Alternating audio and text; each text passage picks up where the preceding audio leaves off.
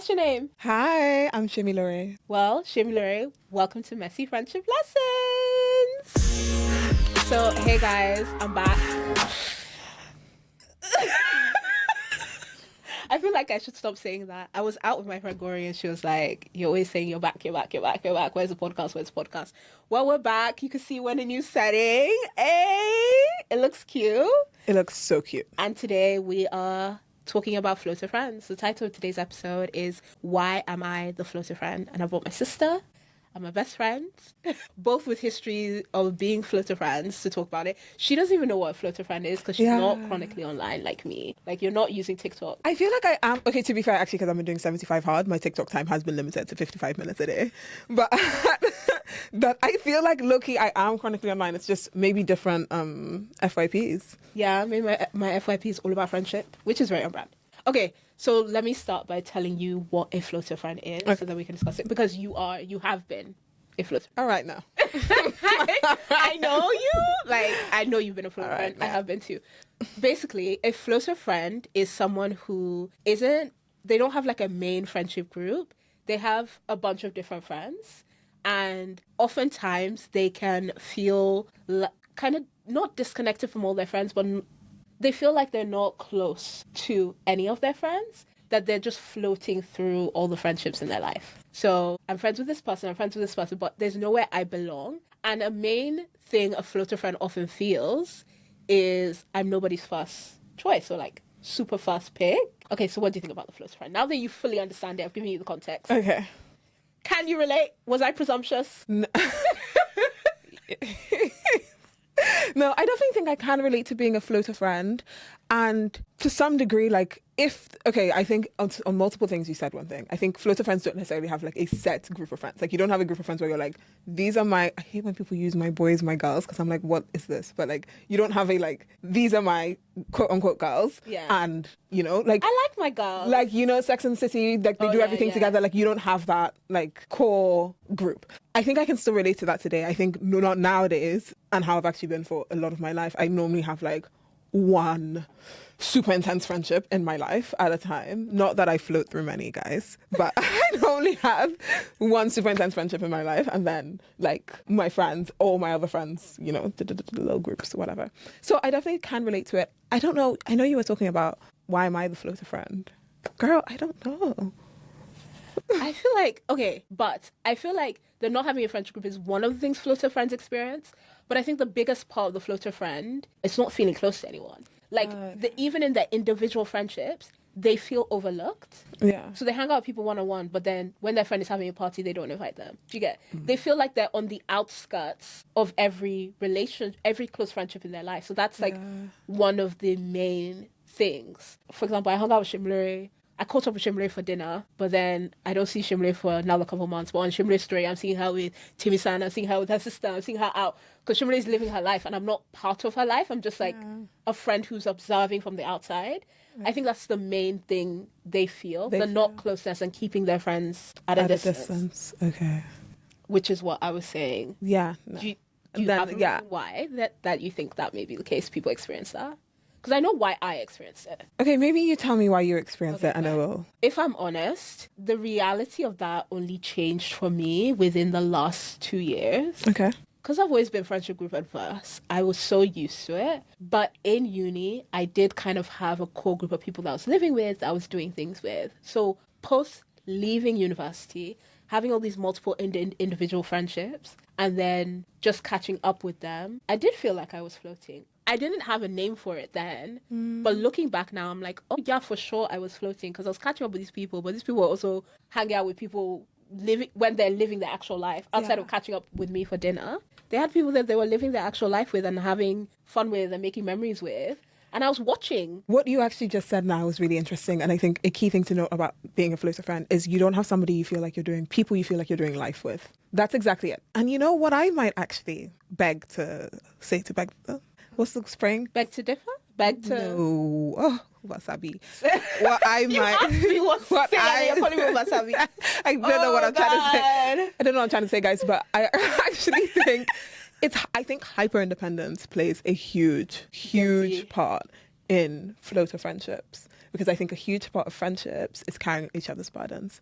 And when you're hyper dependent, you don't let anybody carry your burden. So I'm here for the kiki with this girl, I'm here for the kiki with that girl. And I don't mind if you pour on me or if you like put your load on me, but I don't necessarily want to put that load on you. So that's why you'll then see your friend living life with people and you'll be sat in your room wondering, where's the disconnect? Why didn't you do this with me? Oh, I have a perfect example even. When we were in school, I had not necessarily a group of friends in boarding school, but like I had a certain like few girls that I would be like, oh, like it was a girls' school. That's why I said girls. But I'd have a certain few girls that I would be like, oh, like did my girls. You said it. Anyway, sorry. I'll let you speak. You look like the type of girl to say, hey, girly. So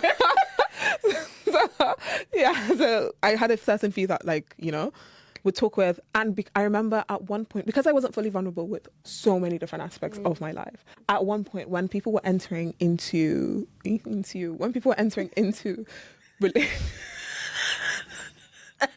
Sorry. When people were entering into like new areas of their life that they previously hadn't, we were teenagers, so people were experiencing new emotions, experiencing new things. I was often on the outskirts of that because I wouldn't be forthcoming with what it was that I was experiencing. Okay. So now all of a sudden those best friends were now like, they knew what was going on. I didn't know what was going on, but you're still part of the friendship. You're still there, you're still like kikiing, but it's like there's clearly this big elephant in the room that's being talked about between the two of you. And it's not about me, it's like about what's going on in your lives. But because I'm not vulnerable, you don't feel safe. You don't feel safe to be vulnerable. Now I'm on the outskirts again. And I mean, you know, something about also being, I think there's so many things that tie into this. I don't want to bring religion into it. Okay. But I do think religion, I do think religion plays a part. As I'm even thinking about it now, I think sometimes from a very young age, I've always been loud about Christ and about God. Like I entered boarding school being like, I'm a Christian, I don't do this. Like they would say, hell no. And I'd be like, like, God forbid, don't say that to me. Like you know, heaven, yes. Hallelujah. Hallelujah. Bow your head, let me pray for you. Yeah. So they had so many I just had so many like strict rules and things like that. Again, I think things that slowly start to create distance between you and other people. I think religion has a weird way of putting you on some sort of more moral high horse when you are relating in friendship. And I think sometimes with whether it's religion or whether it's even just how you view yourself, or how others view you. But I think also with that, you can start to be like, oh, I don't do that, I don't do this. And that also then creates that distance. That creates that distance. Because when you now start to, okay, for instance, I don't smoke. Yeah. I don't smoke. Never have. But when you, disclaimer. But let's say now I wanted to smoke. Oh, sorry, perfect example. I, as a Christian, I should not gossip. Okay. I may gossip occasionally. Okay. But let's say now I want to start gossiping, right? And the itch is there and I want to talk bad about this girl. But because I've been like, oh, I don't gossip. Yeah. Instead of me to be like, guy, like to my other Christian friends, guy, I can't lie to you. I'm really struggling with this sin of gossip. You know, it's like X, Y, Z. I'm really going through this. I find myself slipping into gossip and I know it offends God and da-da-da-da-da. I'll just be like, nothing. Silence. Oh, while they're gossiping? Nothing. Not even while they're gossiping. I just won't open up about my struggle. Okay, fine. So now you have another person who is going through a similar struggle. But because I've not opened up about my struggle, oftentimes there's not that, you know? There's not that shared experience where we both feel like we can sit and talk about this because I've gone about I don't gossip on that same religion thing. I now seem also like I'm on some sort of moral high horse. Okay. So I think sometimes for people to come to you with their issues, it's like, will I be judged? Difficult. Will I be this? And again, all of those boundaries that enter into the friendship that now leave you, you know, sorry, it's a podcast, I have to actually speak into the mic, but now leave you. Some people are watching video. Oh, okay. Just see your hand going. But now leave you floating amongst friendship with no home. Does that kind of make sense? I don't think I've articulated that very well. No, I think that makes sense. So basically what you're saying is there's a bunch of things that contribute to it, but also religion is one of them, because if people don't feel like they can come to you, that limits the amount of closeness you can have. And also if you're not coming to people, that limits, and which is what I actually was gonna get onto, is when I was the floater friend, right? That pivotal moment where I'm crying and I'm like, oh, I feel so distant from all my friends. I realized that I was partly to blame for the distance. I feel like I should paint the scene a bit better. So, okay. I wouldn't say I realized I was floating. Like I said, I don't think I realized I was floating. But if I look back, I want to say 2023/2024. I was mainly floaty because also a lot of my friendship hangouts were catch-up friendships, you know? So I was catching up with people back and forth, and I didn't really feel like I was living life with anyone or making memories. And then I also felt like I would pour in and try and really show up for people, and I felt like they fell really short when it came to me. So for example, I'm willing to call you, check up on you, sit and listen to you talk about your problems, celebrate you. But the minute it's time for me, it always felt like no one was putting in the same amount of effort. And so, of course, I was very sad about it, praying about it, all these things. I'm not going to match energy. But there was a turning point where I realized, like, if I want to do life with my friends, and I don't feel like I currently am, I need to be the person who makes that first step, right? Because cutting off all your friends, as simple, as straightforward, and, you know, you hurt my feelings, so I don't want anything to do with you. It seems super easy, but it actually means more work, because going out and trying to find a whole new set of friends, baby girl, that's a lot of work. I knew the current friends I had loved me and they knew me. I just needed to transform the dynamic that had been set in our friendship. And I realized I was partly to blame. So tying on to what you were saying about not sharing, I don't think I was being very vulnerable in my friendships. And I think I was holding a lot back. I think it's important to also define vulnerability first before we actually dive into that. But because, okay, I feel like being vulnerable is very different from dumping on someone, for example. How would you define vulnerability? Okay, vulnerability and then dumping, like your trauma dumping, emotional dumping, that sort of thing. Exactly. Emotional dumping, Brown, go listen to that. That was our first, no, that's not our first episode together, but it's first solo. Yeah. But what's it called? I think vulnerability to me, and I am actually going to give you the perfect example that you're going to relate to. Okay. I think I have been prone to an emotional dump sometimes when it feels like it just gets too much and you're like, okay, I need to get this out. And it's like, blah, blah, blah, blah, blah, blah, all of this happened, huge dump, right? And then I'm like, Thomason, never talk to me about this again in your entire life. Yeah, you always do that. Okay, it's not always. But never talk to me about this again in your... Never ask me about this ever again. Yeah, and then believe that. Never ask me about this again in your entire life. I feel like sometimes in some ways that's a dump, because I think vulnerability actually requires maybe not a constant openness, but I think vulnerability also requires an openness to have somebody look at you in that moment, in whatever you think is like your weakness, your shame, view you. And I mean, there is the expectation that they would hold that for you or cater to you, but that's not always the outcome of vulnerability. That's the honest truth. But I think vulnerability is that openness to being viewed in your weakness and your shame, where sometimes emotional dumping is actually just, this has gotten too much for me, I just need to get it out. Fair. And that feels more like and also emotional dumping doesn't really take into account the other person. I was going to say that I think vulnerability in friendship is a two-way street. Yeah. We both feel safe with each other. We both feel comfortable sharing. And you can't force that dynamic. So when I went about changing the because again, like I said, I was floating all my friendships. I felt like I was a floater friend. And I had friendships that were years old that I loved so much, but I felt our dynamic had completely changed while I was on the outskirts. So to make a difference towards it, one of the things I said is I'm going to invite my friends into my life more. I'm going to share more. I didn't even realize I was so bad at sharing. Funnily enough, I was at dinner with a friend recently and I was talking about something and she was like, oh, I thought your sister still worked at X, right? And I was like, oh no, she she's graduated, like she's doing this and that. She was like, oh, I didn't know that. And I was like, how would you not know that? She's like, oh, what does your other sister do? I was like, really? I've never shared that with you. And we've been friends for now like 2 or 3 years. So I realized I still need to work on it. But I think you have to be careful because you can't force that vulnerability. It's not something like, okay, I'm going to be vulnerable. Let me start dumping everything I feel onto my friend or like in every situation. But I did it in little things like asking for help, maybe necessarily not always when I needed help. So a perfect example is my birthday dinner, right? Having sisters, I know it adds to the dynamic, but having sisters, sometimes you fail to like try and rely or need your friends to that extent. So my birthday dinner, I knew you were going to help me set up, but I invited my best friend, Jack, to set up with us as well. Not necessarily because I 100% needed her to set up. Well, actually, in the end, we definitely did. Oh, she was a lifesaver. In the end, we definitely needed her set up. But it was a conscious thing I did of like, I need to start doing life with you more and inviting you into my life. And it's in the simple and mundane as well. So if I want to build more closeness to you, I need to be more vulnerable. And vulnerability isn't always like the nasty and the ugly. Sometimes it's just like, hey, like, I need help here, or opening yourself up to that.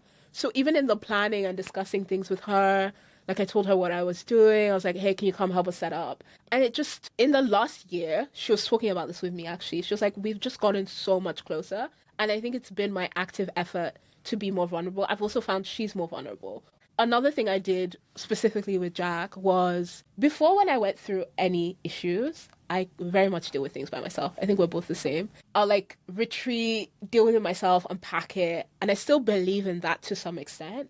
But I also started inviting her in by not telling her things after the fact. So, for example, I had a friendship issue that happened last year. The old me, which was not very vulnerable, would have like gone through all of that. Once I was fully over it, like months later, I would then have gone to Jack and be like, oh my gosh, basically this happened, and then this happened, and then this happened, and this is where I am right now, right? And she was so used to that. But what that does is, not only do I think does it not allow for vulnerability to be built, I think the other person also sometimes looks at you and it's like, why didn't you ever I didn't know this was going on for months. And it affects how close they think the two of you actually are, because they're like, okay, but like, not to make it about yourself, but like, wow, I did not know this was going on. And there are many times where I would tell her things, or like one of my other close friends, and their reaction was, wow, like I didn't know this was going on.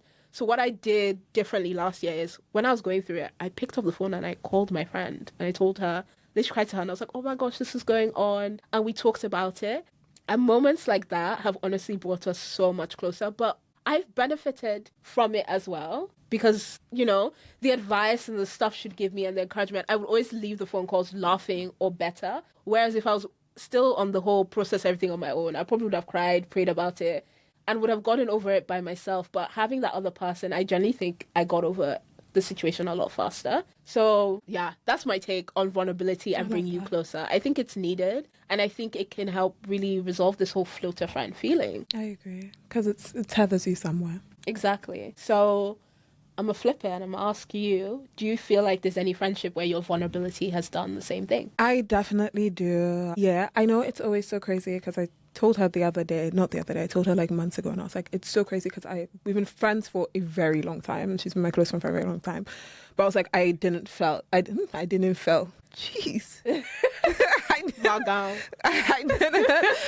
didn't feel,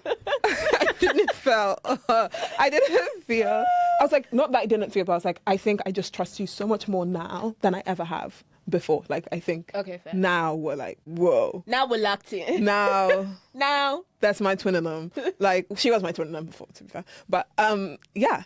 And I think generally it all started from that place of vulnerability, similar to you when you were talking about when at most you felt like a floater friend. Funny enough, I actually think the most times I felt like a floater friend is when I feel like I'm going through something, because then I retreat so much. So between the years of 2015 through to 2019, floated in all friendships. There was nobody I felt that tethered to. And then university came, and one of my friends from secondary school, we were still like best friends and very close through university, quickly became that tether. Because when I left, when we were now in university, and it was like, there's just so much going on about the place. University is a very overwhelming time for a young girl like me. But I loved it. A young girl like me. The youth. The youth, thank you. So, although my brother begs to differ, but anyways, so I quickly became tethered in that friendship. And then in university, I met one of my lifelong friends now, amen. I met one of my lifelong friends now. And that's just the mercy and grace of God, because we met on a street. And I don't think I would have... Timmy-san. You met Timmy-san on a street? Let me tell you how I met her. Although I don't know how beneficial this is. No. But I met her, I was with Ife at the time, and we were walking... Ife and I were headed somewhere. Yeah. And then Timmy-san... Then I just hear from behind us, Ife, like people shouting her name. And then she turns around and it's Timmy-san and Tony, and they're all running and screaming to each other. No clue who these girls are. Yeah. So I'm just like, hey. I'm just like, no, literally. And that was me in uni. I was like, how y'all doing? Yeah. I was like, hey. And like, they all thought that I was raised here, like raised and bred in the UK. And I was like, no, because I was in these Hollister, like low-waisted jeans, like this white crop. And I was like, hey guys, like, they're like fresh from Chelsea, like fresh. So I was like, and that was how we met. And funny enough, like that off chance meeting that day, Timmy-san queen, and it's crazy how she was shy, but she was really putting herself out there that day. Queen of hospitality. We were going to a Nigerian society event. So we go to the Nigerian society event. We get there. It's kind of mid. She buys everybody jollof rice. She buys everybody Timisan queen. That is actually very Timisan. Buys everybody jollof rice. Buys egusi, all of this stuff. Of course, I was like, oh, I don't really eat that. So it added to my thing because I didn't eat, and I was also vegetarian. So then when you launch it to the group, now everybody's like, oh, especially Nigerians launching vegetarianism or veganism to a group of Nigerians, you know. Yeah. So then they offered me plantain, and I was like, just had a few nibbles of plantain, and then they offered me puff puff, and I was like, I don't really like puff puff. So it was giving born and bred. So anyway, it was giving. I've never stepped foot in Lagos. No, literally. Lagos. I grew up in Buckingham. Anyway, so I met her that night. And then from there, funny enough, we just got closer. Now, the reason why I'm actually saying vulnerability is so important in friendships was, again, why I say this friendship is also God destined. I wasn't really vulnerable with anybody else that I had recently met. However, with her, I was vulnerable a lot faster. Our first thing was I'm not a FaceTimer by nature. You'll actually testify to the fact Timisan's really the only person I FaceTime, or Kemi, because they're the people who force me to. Everybody else, I'm like an audio. I love an audio call. But mobile. I love mobile. Oh my gosh. If I can call your number, not FaceTime audio, your number, I love that. You're very bush. I love an audio call. Yeah, I love an audio call. I love mobile. Yeah, mobile is great. So your phone call? Okay, whatever. So anyways, so that first time she had texted me something on Snapchat, and she was like, why don't you call me? And I was like, why on earth would I call you? Like, I was so baffled. I was like, I've known you 1 week. Like, why would I call you? And she was like, call me. So I called her on mobile, and she was like, why are you calling me on mobile? And I was like, oh, okay. She was like, FaceTime me out the blue. And I was like, oh my gosh, like this is shocking. But even in that, I would count that as vulnerability, because I think something that stretches you a bit more outside of yourself and you're not comfortable with is you being vulnerable in those moments. So I FaceTimed her. Friendship started from there. Anyways, as of last year, I actually think our friendship grew in leaps and bounds, and we were always very close, and I always thank God, because I'm like, this is gonna sound like a Timisan appreciation podcast, but I always it's May. Oh, we're just finishing. Yeah, we're just finishing last year May, so it's her birthday month, so she can get her Timisan. So I always thank God, because I'm like, I really feel like God brought this girl into my life to actually show me what like true friendship looks like. I think oftentimes a lot of my friendships had been me pouring in, and then of course sometimes I withdraw, like you're never the perfect friend, but like a lot of friendships have been me pouring in far more than I received. And I met somebody who matched my pouring and receiving, and it was so uncomfortable for me. I was like, what do you mean? Like, this is so strange. So anyways, our friendship grew in leaps and bounds because we were able to be vulnerable. When I started working,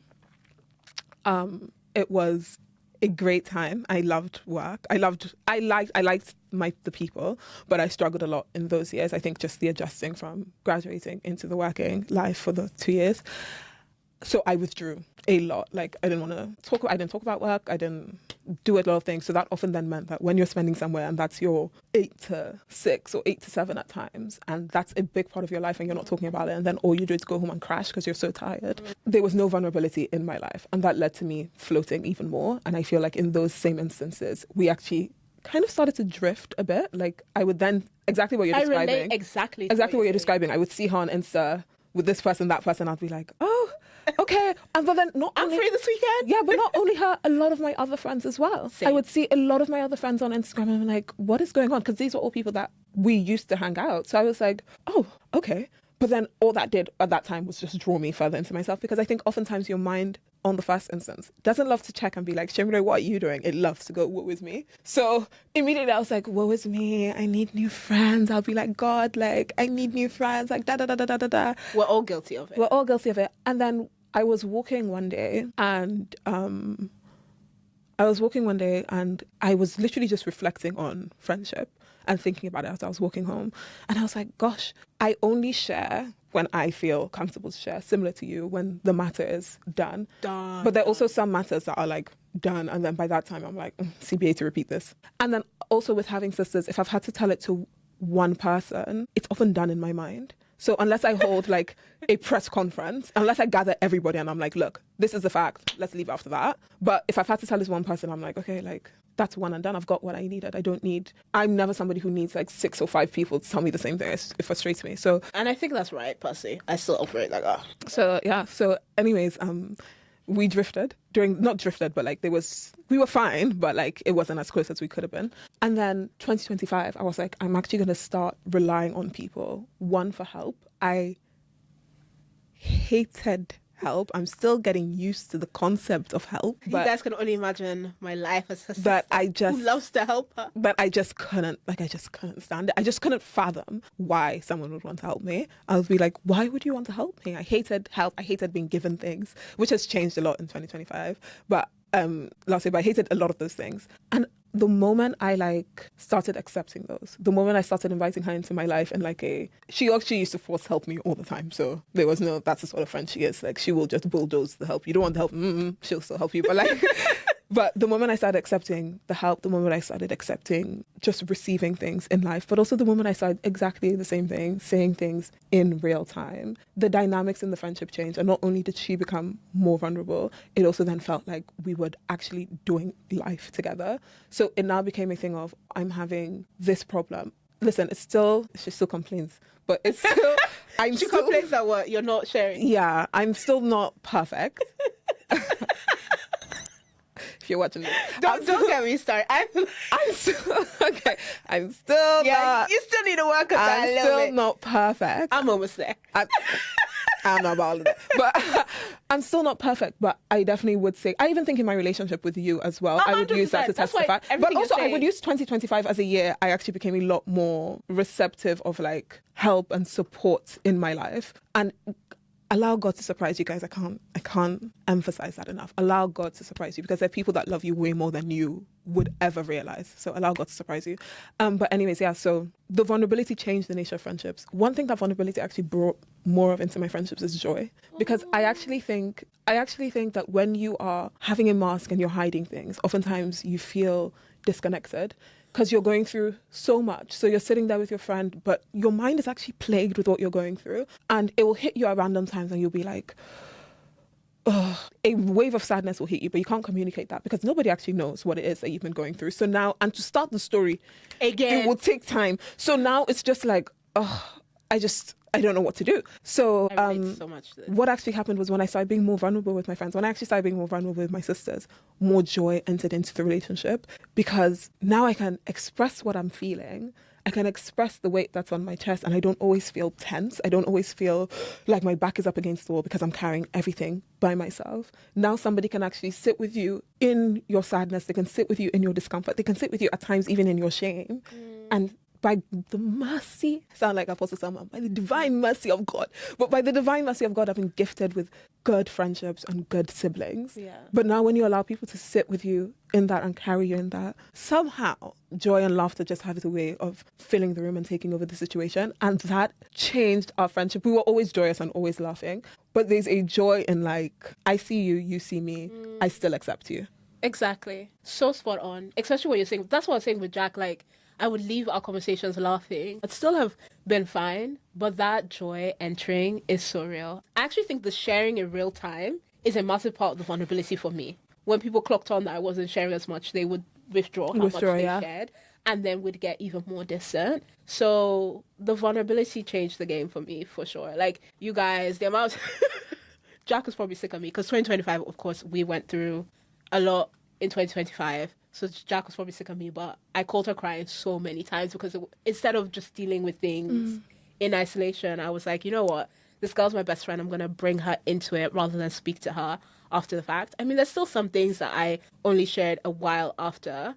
For example, Grandpa's passing. I told Jack as soon as I found out, maybe shortly, soonish after. A lot of my other friends found out a month or so later.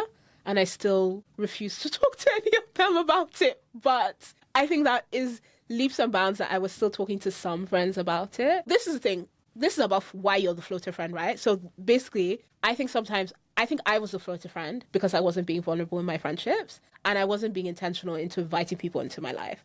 It requires you to go the extra mile, be the one who makes all the effort. And that can be a bit jarring to people. Like you said, the first thing you feel is more to look outwards and be like, I need new friends. These people don't love me. They're not, I need my dream friendship group. Like, these people aren't going the extra mile. But sometimes the amazing people are already all around you. Yeah. You just need to invest more time. That being said, though, and this is my point, I don't think the takeaway from what we are saying is, okay, tomorrow you call up your friend and you go and divulge all your problems, because I think that then leads into dumping, and it can end up being quite like weird and uncomfortable, especially if someone's not used to you sharing. It's like, oh, where did this come from? I think just more so take the approach of moving forward. This is how I'm going to move. But I do think you can be vulnerable with the wrong people, because some people are floater friends, not because they're not vulnerable, but just because the people that they're seeking this deep friendship with don't want that with them. And so I would hate for you to think that's the only reason. Do you get what I'm trying to get? I agree. I think you could end up barking up the wrong tree. I've had instances of that, not sound mean, but I've had instances of people wanting closeness and I wasn't interested. And sometimes I felt they force engineered that by trying to create these moments or sharing a lot of deep stuff, to me seemed really quickly. So I think you have to gauge it with the vulnerability. It has to be two ways. If you share and the person willingly shares something back, or like they come to you when they have a problem, or they just invite you into their life or give you updates on what's going on, then I think, yeah, you've probably hit the nail on the head and you guys will come closer. Some people, you'll just figure out that actually, yeah, no, I'm barking up the wrong tree. Like, this ain't for me. I don't know. What do you think about that? It's not everybody that you also have to be vulnerable with. I think sometimes as you share small tidbits, you'll know. Fair. If your information ends up in somebody else's mouth, and I'll look at the camera when I say this, because if you know me, you know I hate my information in people's mouths. So a good test, this might not be the best thing, but if you tell somebody something and you hear it from another person, cross that person off your vulnerability list.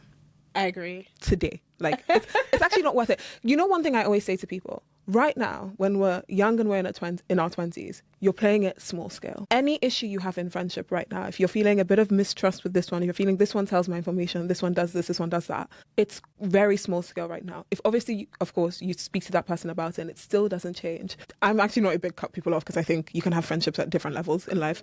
But just be wary, because now, once you add a husband into the mix, you add children into the mix, that's a very different story. I've told you something about my child, you've gone to tell X, Y, Z, huh? Yeah. That's a very different story. So you're playing it small scale now. So now it might be like, oh, she's just a bit loose-lipped. Oh, she just said, no. You got to take these things carefully. So yeah, sorry. No, I agree. Side rant over, but no, it's not. In fact, let's actually unpack that, because in encouraging vulnerability, I was being vulnerable with people who had proven to me that they can be trusted. My issue wasn't that, I was just picking any friend willy-nilly. Like, for example, the Jack, who I've used as an example for a lot of this episode, but I think there's a lot of other friendships that I generally feel we've become so much closer in the last year because of vulnerability. But she's a key one. I trust her. Like, I know if I tell her something, she will not tell anyone. We have a history, a track record of that trust. I think you definitely should be so careful who you're vulnerable with, because it can be dangerous. And not to get all spiritual on people before they start, but hello, people can use your information to do nefarious things. I'm sorry, it's true. Witchcraft, all these things. Any fit way them big jump and pass. No, it's Maybe true. I'm too Nigerian for some of you, but like, hello. Nefarious. Hi. Nefarious. No, it is nefarious. No, it is nefarious. Grandpa used to say, rest his soul. Grandpa used to say, he used to say, keep smiling.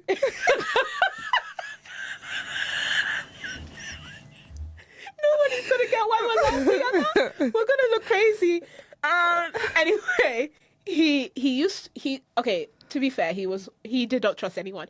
I did a podcast episode with him and we never released it because the audio got ruined, and it's one of my biggest heartbreaks since his passing end of last year, because I've tried everything I can to retrieve that audio. So if anyone is listening to this and you are some audio magician, please reach out to me, because it will mean the world to me. But on that episode, he basically said that he trusts none of his friends and you shouldn't trust your friends. I don't believe in that. But he was also very, like, when it came to spiritual things, I don't want to say superstitious, but he was like, you should never tell people how far along you are if you're pregnant. He would give advice like that. He'd be like, let no one know. But also a lot of Nigerians, I believe that, though. A lot of Nigerians don't tell people when you're traveling. Yeah. Yeah. I remember one time one of my friends kept asking me, and I was like, how do I explain to you that I don't want to tell you this information? She was like, what date? When are you leaving? Is it a morning or night flight? To do what with it? I think it's just normal for like... Is it a morning or night flight? I think it's normal for non-Nigerian people just be like, what day are you flying out? What day is fine? What airline are you taking? Where are you going? What's your seat number? She was asking me questions like that. I think how much does your bag weigh? What color?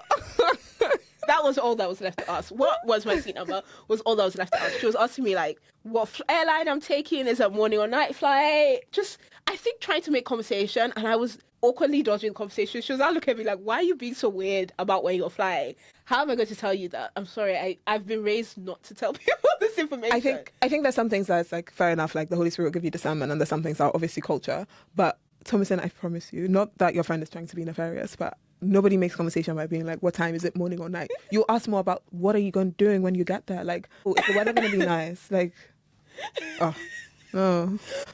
I honestly don't think. I think it was just chat. Yeah. But yeah, anyway, all that to say, I definitely think you should be. Obviously, telling someone when your flight isn't the height of vulnerability, you guys. Come on. But all that to say is definitely be careful and choose selectively who you're vulnerable with and maybe open up bit by bit. But inviting people into your life real time, whether it's sharing things that you're going through or whether it's literally inviting them into the mundane, like, hey, I don't know, I'm going shopping. Do you want to come with me? I need to find a new dress for this. Or like, oh, I have a date tomorrow and I need an outfit. Can you help me pick it? These things invite people into your life. This is why I said she needs to work on that. Look at her face. I have a date tomorrow. Never. This is my vulnerable outfit. Help me pick. That's not too vulnerable for most normal people, babe. For most normal people, that's actually a very standard thing friends share with each other. Okay. Anyway, so we'll be praying for her. Anyway, but that I think that could be why you're the floater friend. I think it could play a part into why you're the floater friend. Yeah.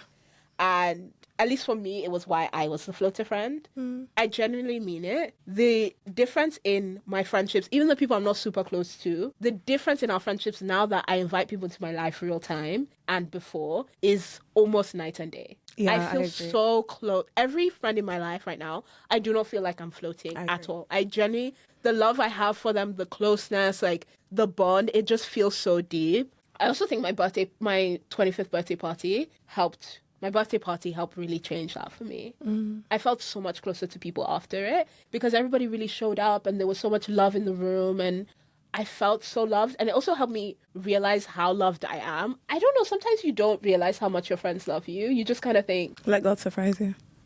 Yeah. Like you said, let God surprise. I just kind of think, oh, like I'm, just there. But then, yeah, there was a lot of people and I love them just as deeply back. Of course. Literally. I want to actually pose a question to you. Have you done your attachment style quiz? Yes, I've done my attachment style. But I was actually told I'm a secure attachment. I disagree. And I think you should do it again. I'm going to send you.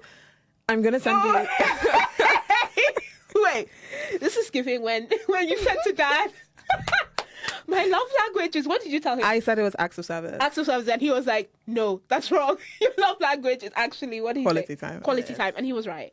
Sorry. He was right. No, but Shazy, I did my quiz. I know. I actually, Thomason, because I did one and it told me I'm secure. I've done exactly. And you are not. Exactly. Okay. Not too much now. All right. Dang, girl. But yeah, I did one and told me I was secure. And I remember that day I closed my laptop. I said, And then I did this other one. And it's actually a really good quiz because the more you actually speak about the issues with vulnerability, I think some of those issues with vulnerability and sometimes that level of hyper independence also does not speak of a very secure attachment style. But I'm not like that now. I've changed. Am I secure now? What, you think I'm avoidant? Yeah. Anxious avoidant. Next question. Next caller. I don't want to hear all that. I don't want to hear all that. Not today. Not today. When did you start this? This is my podcast. Yeah, Last I checked. Don't come on here and come for me. All right. No, I'm kidding. Fine. Okay, fine. So we've chatted about vulnerability in friendship. Let's go back to the topic. We've chatted about vulnerability in friendship and how we feel like it was responsible for why we were the floater friend. Unless you disagree. No, Is there any other I thing agree. that could play a part in why you're a floater friend? I think vulnerability, I think barking up the wrong tree was a very apt one, because in secondary school, I think there were a few trees that I barked up that were just not the trees for me, and vice versa. Mm-hmm. So I think those two, and I think, I actually think should we talk about barking up the wrong tree for a minute? I mean, sure, if you want to. Yeah, because, okay, I'm trying to think, I've definitely barked up the wrong tree, but not for long. I can pick up really well when I'm barking up the wrong tree. I read people very well. I can also tell when someone also doesn't like me anymore. Someone I used to be friends with is now moving a bit like, I don't think you like me anymore. I can pick up all those signs really well. I have more so experienced people barking up my tree and me being like, I'm not really trying to develop a friendship with you. So for all the floater friends out there, how do you tell when you're barking up the wrong tree? I think a big thing about it is energy. Earlier when you were talking about who to be vulnerable with, and you were like, you'll know, and da-da-da. My actual first marker is, you were like, don't just now come and tell them your whole life story and da-da-da-da-da. And I was like, I completely agree with that. But also, when somebody truly loves you, the moment they open their mouth, you're sat. And I think oftentimes that's the sort of thing that you're looking for. There's a certain energy that you can tell when people are actually and genuinely receptive to you.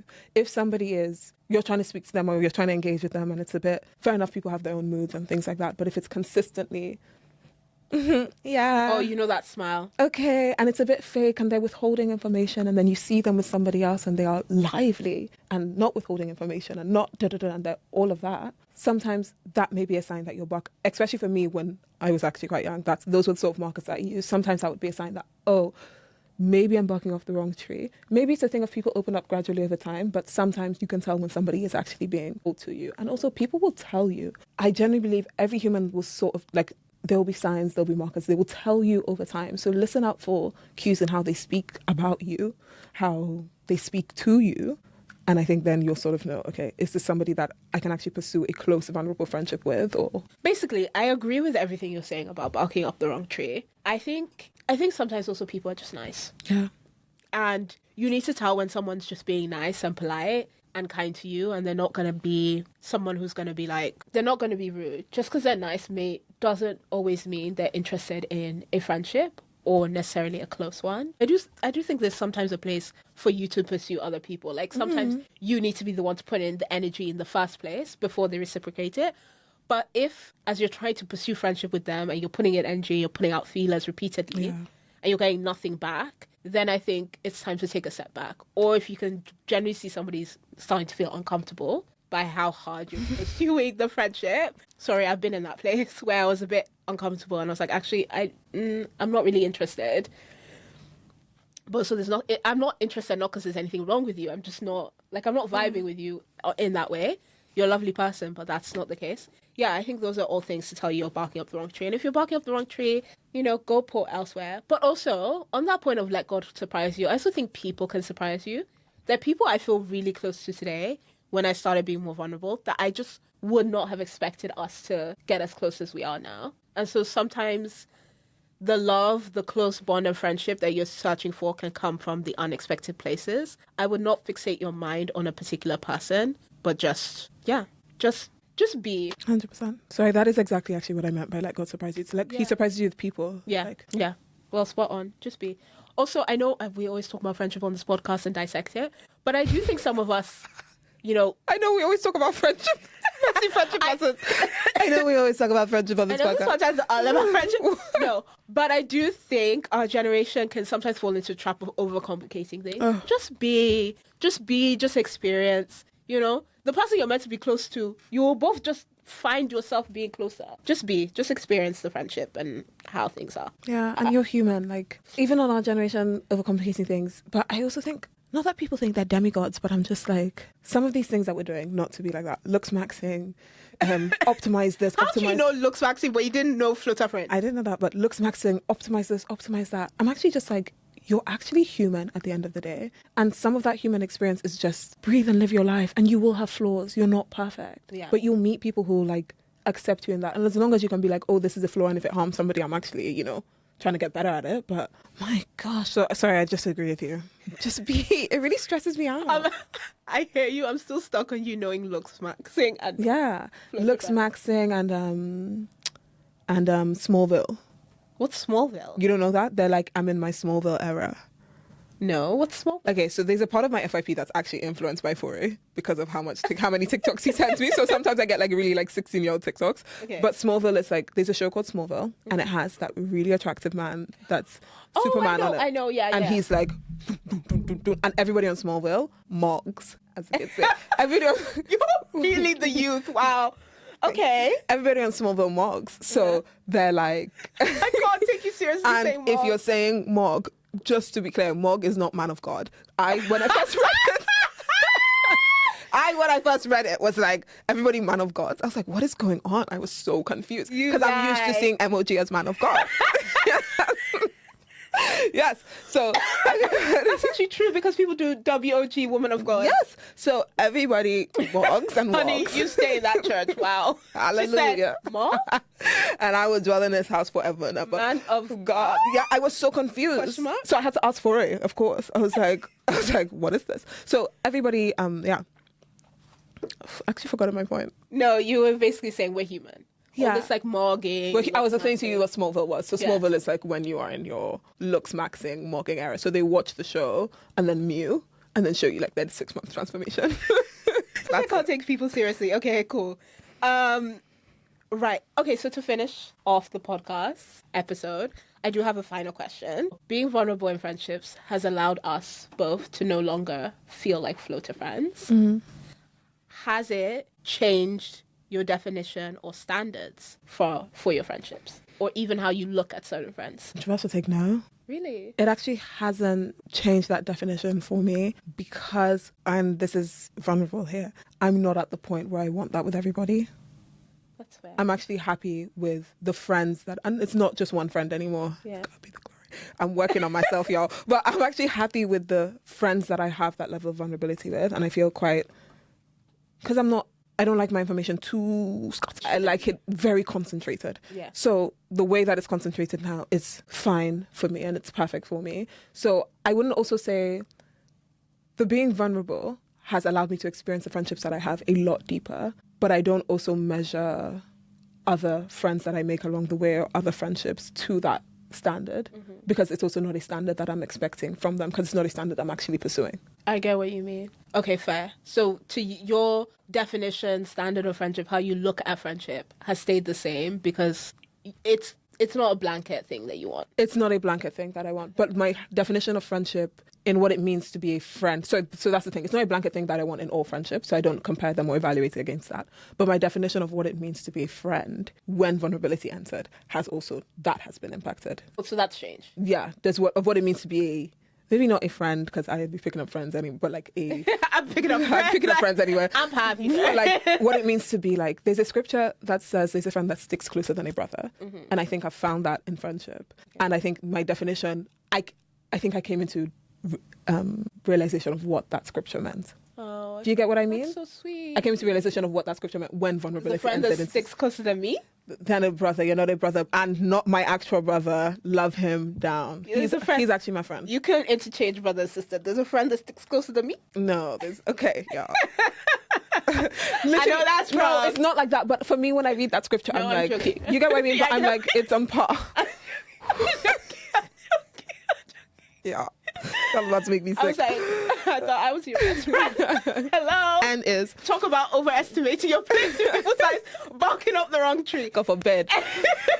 So, what's it called? Yeah. Okay, fair. So, I think my definition of friendship has changed. But changed for the better. Like, I think, maybe not my definition, my understanding. Although, I had someone say to one of our mutual friends that she thinks I have unrealistic expectations in friendship and too high standards in friendship. Although, you have to always think of the person behind whatever is being said to you, because also I had not spoken to that person in a very long time. I rarely spoke to them or saw them. So I wasn't too sure what unrealistic standards they meant, because I had zero standards for them. Like I had zero high expectations or anything. I was just experiencing them. But it did make me think they felt that way because they listened to the podcast. And it did make me think, maybe what is my standard for friendship in the podcast? Do I really have these crazy high standards? And then I came to the realization that, well, if I do, they're being met. They are being met. And I think when I think about what has changed, I don't think the standards have shifted, but they're now being met in a lot more friendships than before. So I'm experiencing, all the things I preach about on this podcast that I think make a good friend and the things that I'm working and striving towards. I'm in friendships with people who I think are giving that back. And I no longer feel what I felt about the matching energy. I no longer feel like I'm pouring into people and I'm not getting it back. I am getting it back on all fronts. So glad. And I genuinely think it's because I started to be more vulnerable and like share and talk through life and everything. So yeah. I love that. That's mine. Do you think I have high standards of friendship? What's your take? I think you do have high standards of friendship. Fair. And I don't think that's necessarily a bad thing. I think in all honesty, it's a good thing because it weeds out the what? Like, okay, this sounds crazy, but like, I think having high standards in general sometimes just ensures that you actually get the best quality. Yeah. And that's not a bad thing. You're somebody who invests a lot into your friendships and you want to be invested a lot into as well. You want to feel like that's being met. And that's fine. Nobody wants, uneven. Thank you. Nobody wants uneven. For the visual audio listeners, she slanted her hands. Thank you. Nobody wants uneven friendships, and that's okay. I think that's perfectly okay. Yeah. So, well, to the person who said I have unrealistic standards. Okay, we didn't need to address them now. Maybe I do. I'm joking. It's not that deep. That's their opinion and they're more than entitled to it, right? What is realistic for each person is so going to be subjective. If you ask me, I'll say some things like, wow, that's unrealistic. And then someone can go away and achieve it easily. Oh my goodness, you know what you should have done? What? And what you should do as like a TikTok or something is, when they did that bare minimum or princess treatment? That you should do that. Maybe we should do that. You should do that with friendship. And then I will realize, oh my gosh, my standards are crazy high. And then we should also do the TikTok where you say messy friendship lessons, sarcastic, messy friendship lessons, messy friendship lessons. You have so many ideas. Let's fill them after now. All right, okay, now. Cool. So I think that's it. Anything else you want to add or say to close out the episode? Nothing else I really want to say. Just go follow Chakula E. I was going to ask about promos. So let's actually do that because I have to let you guys know she is my sister. So you may think I'm biased, but I'm really not. Chakula Eats has the best supper clubs and cinnamon buns and cookies, in my opinion, in London. But I know we have a lot of cookies in London. We've got Ben's cookies. Is Millie's cookies still a thing? Yeah, but I think they're more outside of London nowadays. Okay, fair. But I did see one in London, actually. Okay, but Ben's cookies are really good. Chakula's Eats cookies are better than Ben's cookies. And that's big coming from me because I'm a Ben's cookies fan. Every single person I've bought Chakula Eats cookies for this year has been obsessed. Viola was saying that her mom was trying to dissect what the recipe was or what was in the cookie. I was like, girl, that's a secret, but you're going to have to order. So, yes, Chakula Eats, come to the supper club as well. Yes. So, by God's grace, July.